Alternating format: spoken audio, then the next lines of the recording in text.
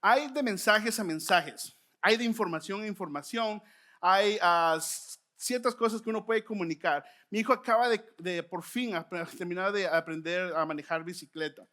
Y, y todavía no hemos llegado a este momento y creo que no vamos a llegar, pero me ponía a pensar, ¿cómo se miraría que yo le enseñe a dar un salto, una rampita y poder saltar?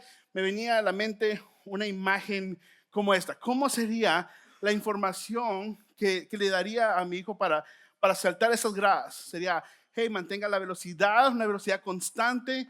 A la hora de llegar casi al frente, tenemos que haber practicado el salto de conejo con la bicicleta para saltar con la velocidad. Al caer, mantenga su cuerpo estable y caiga. O sea, es una información suficiente. Pero nuevamente, vamos de información a información. Y si yo le quisiera dar esta información a mi hijo, mi esposa me mataría primero, antes, pero ya es otro nivel de información. Si fuera eso, sería, hey, póngame atención, póngame atención. Esto, lo que va a escuchar ahorita es lo más importante que va a escuchar. Es lo único que tiene que poner atención. La velocidad, la altura, dónde va a caer, dónde exactamente hemos estado practicando. Póngame atención. Esto es lo más importante que usted tiene que poner atención en este momento. Y cuando vengo a primera de Corintios capítulo 15, eso es el sentimiento que creo que Pablo me transmite o nos transmite a través de este pasaje, donde nos dice, este es el mensaje más importante que yo les he compartido y que ustedes tienen que tener delante de ustedes. La muerte y la resurrección de Cristo es el mensaje principal para todos nosotros. Entonces, acompáñenme a leerlo. Comenzamos con el versículo 1 y él comienza, ahora, amados hermanos, permítanme recordarles la buena noticia que ya les prediqué. En ese entonces les prediqué con gusto y todavía permanecen firmes en ella. ¿Cuál es la nueva noticia? Esa es la buena noticia, el evangelio acá. ¿Cuál es? Que los salva porque estamos creyendo un mensaje que él predicó, a menos que hayan creído algo que desde el principio nunca fue cierto. Él sigue. Yo les transmití a ustedes, acá está, lo más importante. Yo les transmití, les di la información, lo más importante. No hay otro mensaje más importante para la vida de cualquier creyente, de cualquier persona, que este. Yo lo que se me había transmitido a mí, que uno, Cristo murió por nuestros pecados, tal como dicen las escrituras.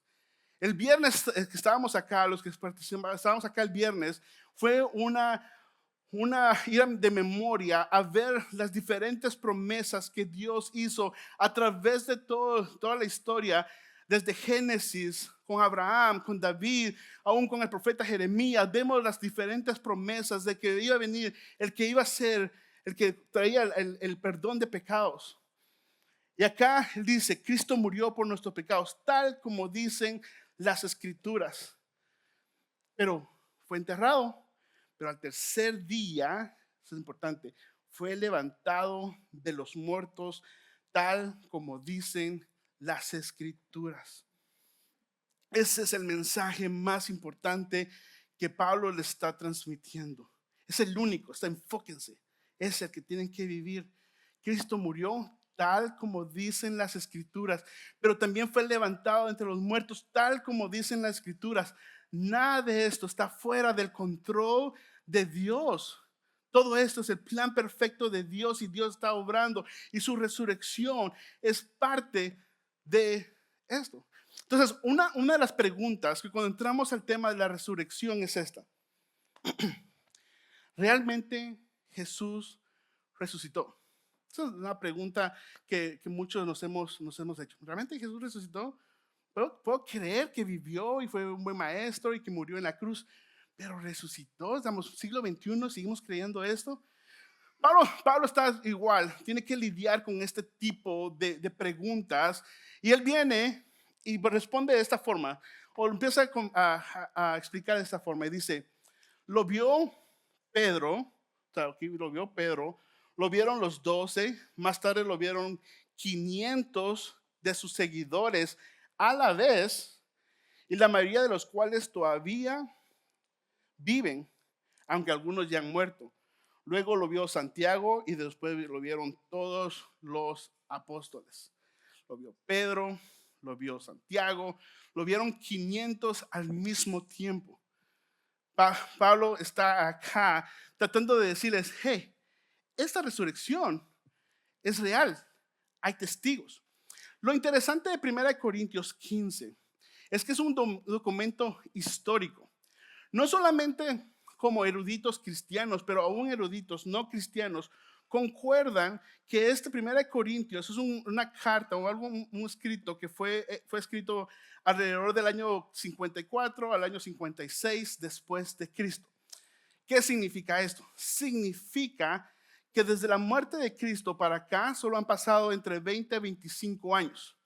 Eso quiere decir que, por eso él dice, muchos aún están vivos, muchos lo vieron, y si tienen duda, vayan y pregunten, vayan y hagan hagan la encuesta, revisen, sean curiosos, y ellos van a confirmar que Cristo sí resucitó. Venía a la mente esto como cuando hace un par de semanas utilizaba el ejemplo de las Torres Gemelas 9/11, y me ponía a pensar, ¿qué pasaría si llevo a mis hijos a ese lugar y yo les digo, hey, aquí habían 2 torres? Y me dijeran, ¿no habían 2 torres? Claro que habían 2 torres acá. O sea, yo me recuerdo exactamente hace 20, 25 años que eso pasó, dónde yo estaba sentado, qué es lo que estaba comiendo, qué es lo que estaba haciendo, qué fue mi reacción cuando vi el segundo avión chocando con el edificio. Yo me recuerdo, vi ese momento y yo les puedo decir, yo lo vi, pero no solo yo, hay varias personas que pueden dar testimonio de esto. Y lo mismo está haciendo acá Pablo, le está diciendo a estas personas, esto es tan real que ustedes pueden ir a preguntarle a esas personas que aún están vivos, que Cristo sí resucitó. La resurrección es real, la resurrección sí es real para todos nosotros. Pero también podemos ver, aparte de los nombres que aparecen acá, Pedro, los apóstoles, Santiago, vemos que también hay una transformación de vidas que confirma la resurrección. ¿Por qué digo eso? Cuando vemos a Pedro antes de la resurrección, un discípulo que caminó con Jesús, pero cuando mira a Jesús siendo arrestado, crucificado, lo niega 3 veces, huye, se esconde y regresa a su rutina antes de seguir a Jesús. Pero en la resurrección, cuando retiene el encuentro con Jesús, cambia su vida, que un par de semanas después, él está enfrente de los fariseos, les dice, ustedes fueron los que crucificaron a Jesús. Cambia de no creer, de no tener esperanza, a decir, aquí hay algo más. Encontramos a un Santiago, al hermano de Jesús, que en un momento en Marcos, él dice, mi hermano está loco, ya no está de acuerdo. Y después encontramos una carta donde él dice, Santiago, esclavo de Jesucristo. Hay un cambio, la resurrección cambia la vida de estas personas. Encontramos un Pablo que está persiguiendo a la iglesia, está con pasión persiguiéndola, matándola. Tiene el encuentro personal con Jesucristo, su vida cambia y él está listo de desechar todo eso, todo su conocimiento, toda su vida por seguir a este Cristo.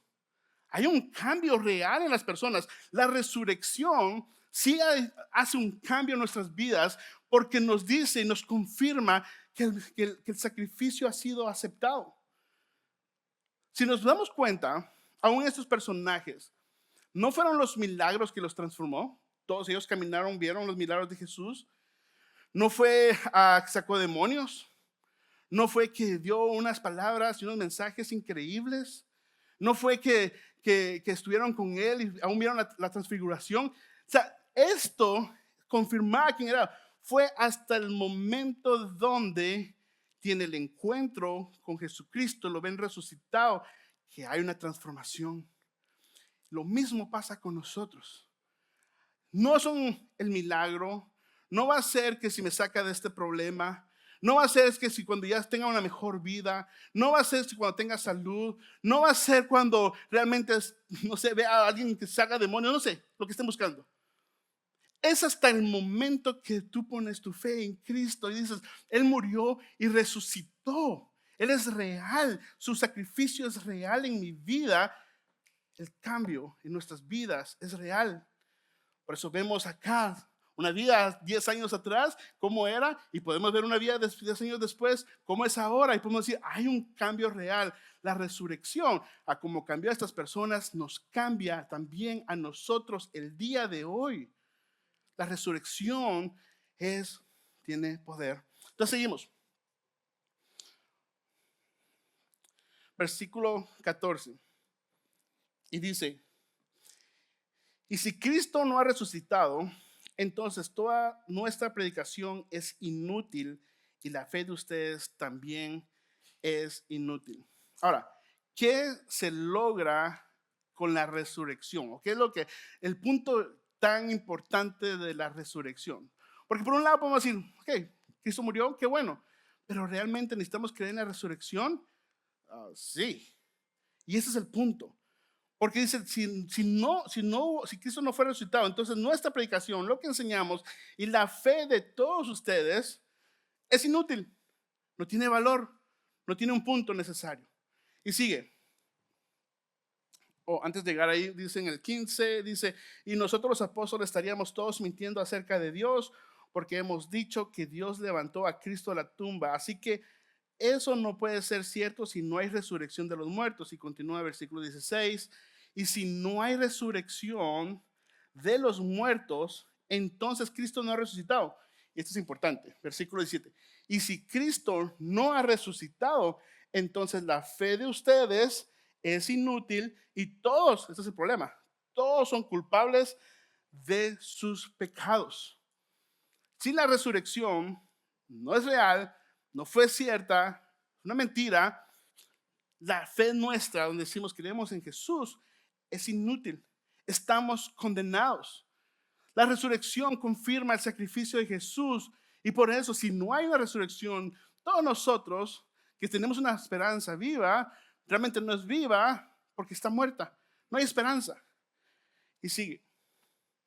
En ese caso, todos los que murieron creyendo en Cristo están perdidos, muertos en sus pecados. Y si nuestra esperanza en Cristo es solo para esta vida, somos los más dignos de lástima de todo el mundo. Si la resurrección no es verdad, estamos perdiendo el tiempo acá. Qué lindo día hoy, deberíamos estar en el lago. De verdad. Si la resurrección no es cierto, hay cosas más productivas estar haciendo que estar acá sentados escuchando por 35 minutos lo que yo les voy a compartir. Si no hay resurrección, si no hay resurrección, vivir con una esperanza viva o sacrificando no tiene esperanza. Pablo está acá y dice, si esto no es cierto, ¿cuál es el punto de nosotros andar sufriendo?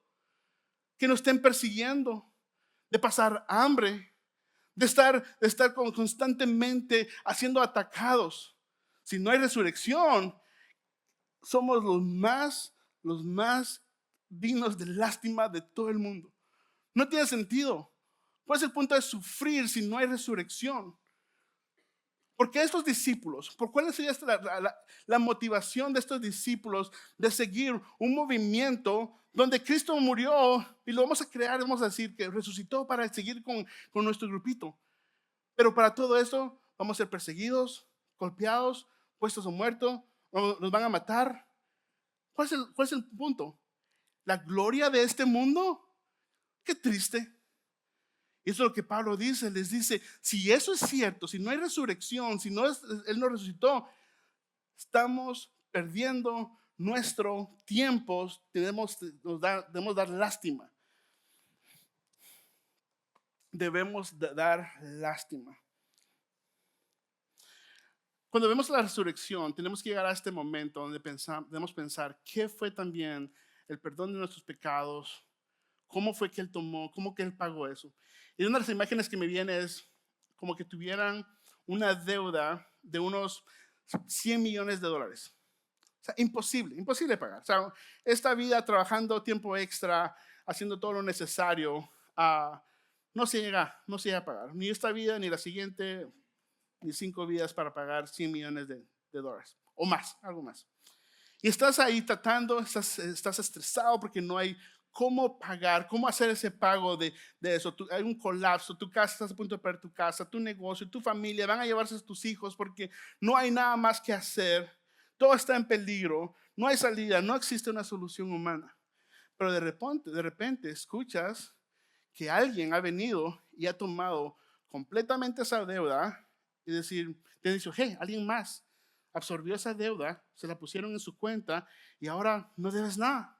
No hay nada más que pagar. Y tú dices, ¿cómo así? ¿Cómo así? Y vas al banco y empiezas a imprimir tus estados de cuenta y en tu estado de cuenta dice 0. No hay más para pagar. Todo el pago ha sido pagado en su totalidad. Ese estado de cuenta es la resurrección para nosotros. Es la confirmación de que el sacrificio de Cristo ha sido aceptado, que tus pecados, mis pecados han sido perdonados, que todo lo que hemos hecho, lo que nos condenaba delante de un Dios santo, ahora hemos sido perdonados completamente, dice, pagado en su totalidad y el sacrificio ha sido aceptado. Cambia porque nos lleva a un momento donde ahora reconocemos que nuestra posición ya no es de deuda, sino de agradecimiento. La resurrección nos lleva a este momento de agradecimiento delante de Dios porque fue Él mismo que tomó el pago que yo no podía hacer.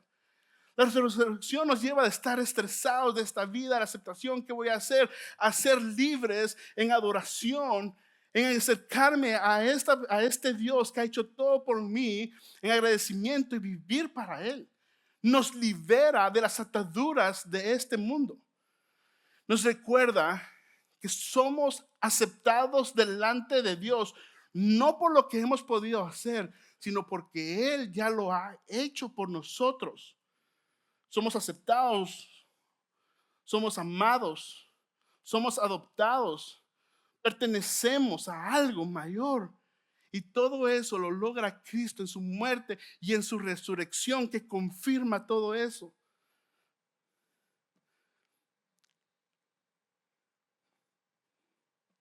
La resurrección cancela nuestra deuda. La resurrección nos adopta como hijos. La resurrección abre acceso a la presencia de Dios. La resurrección nos da dignidad. La resurrección nos recuerda que somos especiales delante de Dios. La resurrección nos motiva a vivir más allá de este mundo. El pensar que nuestros pecados han sido perdonados muchas veces lo tomamos a la ligera, pensando que simplemente nos perdonó los pecados. No, éramos culpables, condenados a la muerte y ahora pertenecemos a Él.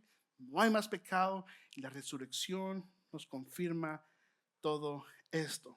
Ahora, con toda esta información, la pregunta es, ¿crees en la resurrección de Cristo? Primera pregunta, ¿crees en la resurrección de Cristo? ¿O realmente crees que Dios ha levantado a Jesús entre los muertos? ¿Lo crees? Espero que sí. Que sea un amén. Ok.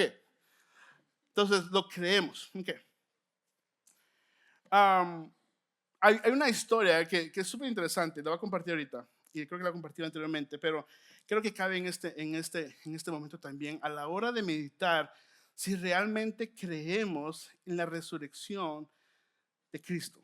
Entonces, hay un conferencista y autor que se llama Ken Davis y cuenta una anécdota que cuando estaba en la universidad se tuvo que preparar una presentación, una clase de oratoria donde tenía que exponer algo con ser creativo y dinámico de la forma que iba a presentar.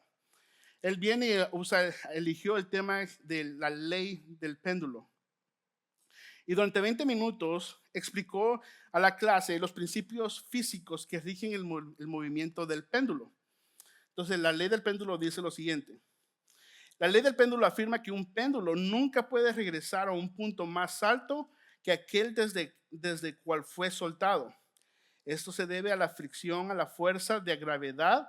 Cada oscilación pierde un poco de impulso hasta que finalmente el péndulo se detiene a un punto de reposo. Eso quiere decir que si hay algo acá, se deja soltar, la ley dice que viene acá y cuando regresa es imposible que llegue a regresar al punto donde salió porque la fricción de la gravedad y un montón de cosas que no entiendo, llega y no llega a su punto de regreso.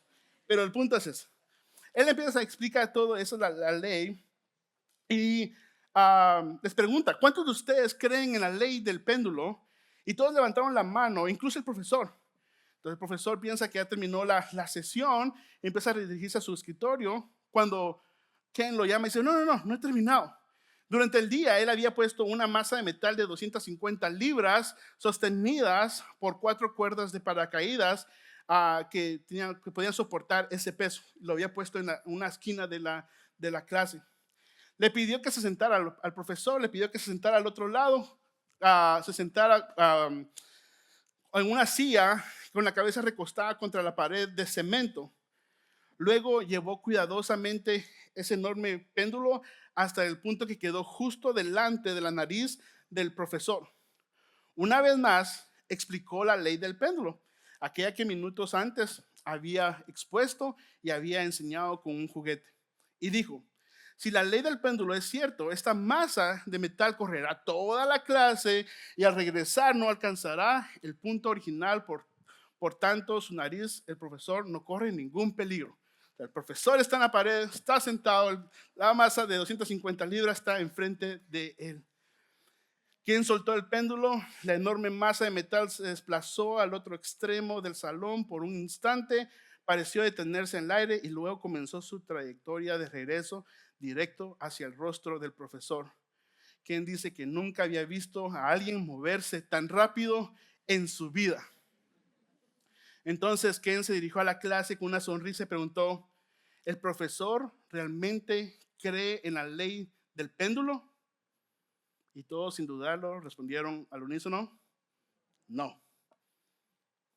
Ok, la pregunta es esta. ¿Crees en la resurrección de Cristo? Amén. La crees a un punto donde aún las situaciones de esta vida te llevan a ese extremo que ves la vida venir y dices, creo en la resurrección de Cristo, no importando qué, porque es verdad. Amén. ¿Qué debe escuchar eso? Porque esa es la realidad. Podemos creer algo teóricamente acá y decir sí, es cierto, y otra cosa es vivir de esa manera. Es otra cosa donde la resurrección sí realmente está haciendo un cambio en nuestras vidas. Entonces, hay un par de preguntas que me gustaría hacerte de la resurrección.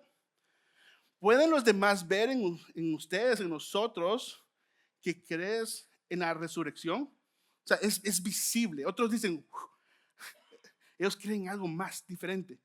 Hay algo diferente en ellos. Hay algo que los mueve más allá del dinero, del poder, de la comodidad, algo más. Tus hijos lo notan en la manera en que oras o cómo enfrentas el sufrimiento o en cómo amas a otros.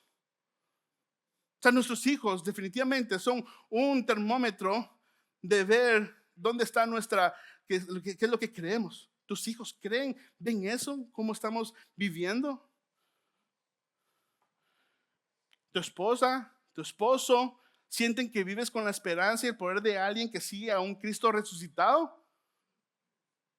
Otra persona que puede darte y medirte. Pregúntales, al final del servicio, preguntemos a nuestras esposas, a nuestros esposos, hey, ¿se mira que vivo con el poder de la resurrección en mí? ¿O es todo teoría? ¿Cómo podremos convencer al mundo de que Jesús vive si ni siquiera nuestras propias vidas parecen ser convencidas de esta verdad? Y eso es para todos nosotros que estamos acá. El pensar si la resurrección es real, todo esto que estamos diciendo es real, es mi vida siendo transformada por el poder de la resurrección.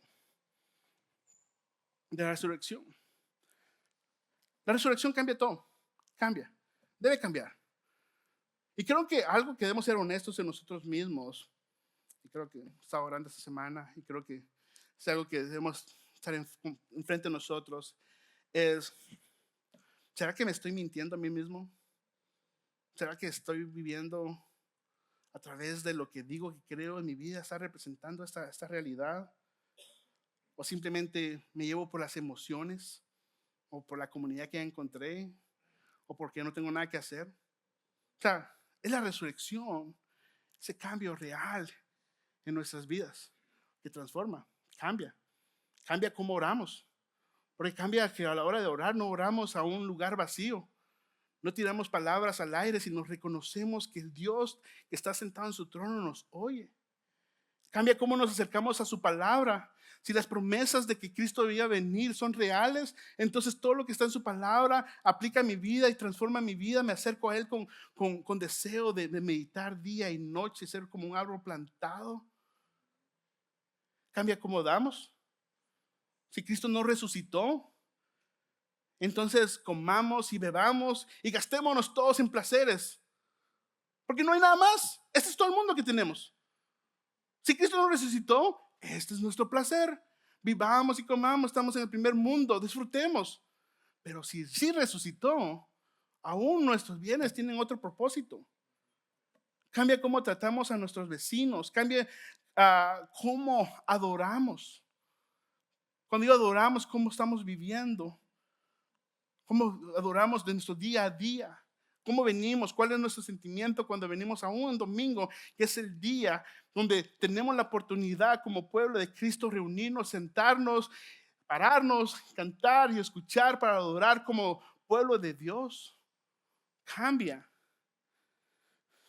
Nuestra adoración, nuestra forma de vivir revela si creemos que Él está vivo o simplemente lo recordamos como un buen maestro, un buen profeta, alguien que dejó lindas palabras para repetir y para ponerlo atrás de nuestro carro. Pero la resurrección cambia todo en nuestra vida. Y es por eso que acabamos de cantar. Y creo que Pablo termina ese pasaje con estos versículos. Y es con lo que voy a terminar acá. Él dice, la muerte es devorada en victoria. Oh muerte, ¿dónde está tu victoria? Oh muerte, ¿dónde está tu aguijón? Pablo entiende el nivel y el grado de la resurrección, que él dice, oh muerte, no me puedes tocar. Oh muerte, ya no tienes poder sobre mí. Oh muerte, hay algo más precioso que esta vida. Y sigue. Pues el pecado y el aguijón que termina en muerte y la ley que le da al pecado su poder, pero gracias a Dios, Él nos da la victoria sobre el pecado y la muerte por medio de nuestro Señor Jesucristo. Por lo tanto, mis amados hermanos, permanezcan fuertes y constantes, fuertes y constantes. Trabajen siempre para el Señor con entusiasmo. ¿Por qué? Ustedes saben que nada de lo que hacen para el Señor es inútil. Nada de lo que hacemos. Y para mí ha sido un recordatorio esta semana también, que nada de lo que estamos haciendo es inútil. Si lo hacemos con el corazón para Cristo, para el Señor, recordando que Él sí está vivo, recordando que Él sí resucitó, recordando que su sacrificio sí fue aceptado, recordando que me da una esperanza viva para vivir hoy. Oremos. Padre, gracias por esta mañana que nos permites estar acá reunidos.